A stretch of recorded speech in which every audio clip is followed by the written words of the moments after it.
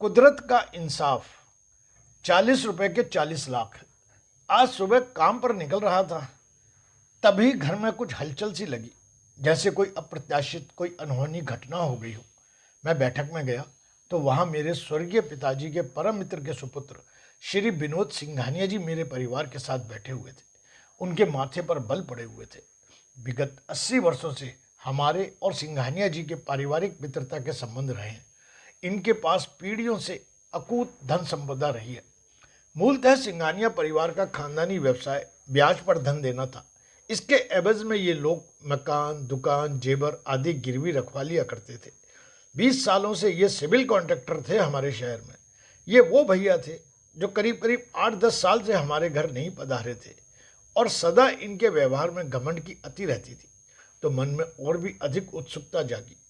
इन जैसे व्यक्ति की अस्त व्यस्त दशा देखकर मुझसे रहा नहीं गया, और जैसे ही वे घर से गए, मैं माँ से पूछ बैठा, माँ, सब कुशल मंगल तो है ना?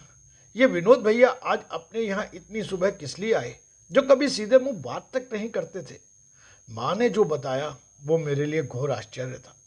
सिंघानिया जी पिछले 5 सालों में कारोबार में बुरी तरह बर्बाद हुए और करीब 20 करोड़ रुपए सुहा हो गए। नगर निगम के जो कॉन्ट्रैक्ट लिए और पूरा किए, उसका काम भुगतान कमिश्नर ने रोक दिया, जिससे इनको और बड़ा झटका लगा। कामों को पूरा करने के लिए इतने बड़े सेठ को बाजार से सूदखोरों से 40 लाख रुपए लेने पड़े, और अब वो 40 लाख रुपए ब्याज बढ़ते बढ़ते 70 लाख हो गए। इनके पास खाने के पैसे भी नहीं बचे, और इसीलिए ये अपना आलीशान बंगला जो लुधियाना की सबसे पॉश कॉलोनी में बेच रहे हैं। मुझे एक झटका सा लगा, लेकिन माँ ने जो आगे बताया वो बहुत बड़ा झटका था।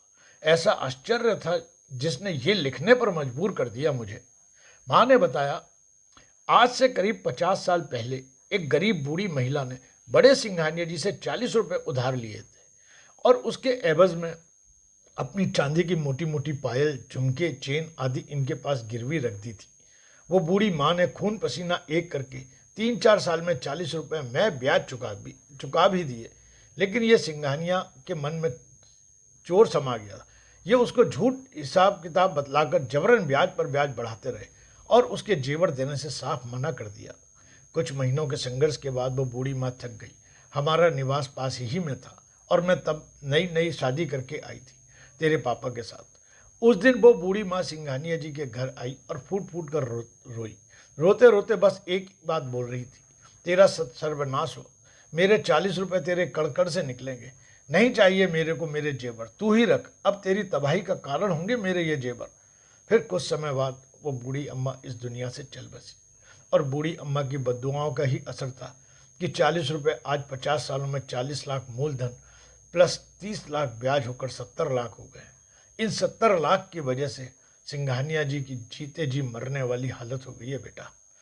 मैं अवाक। आज तक सुना ही था कि ऊपर वाले की लाठी में आवाज़ नहीं होती, मगर आज उसका प्रत्यक्ष प्रमाण मेरे सामने था। सब कुछ न्याय है ऊपर वाले की अदालत में। फ्रेंड्स, अगर अभी तक आपने हमारे चैनल को लाइक एवं सब्सक्राइब नहीं किया तो कृपया अभी करें, प्लीज़।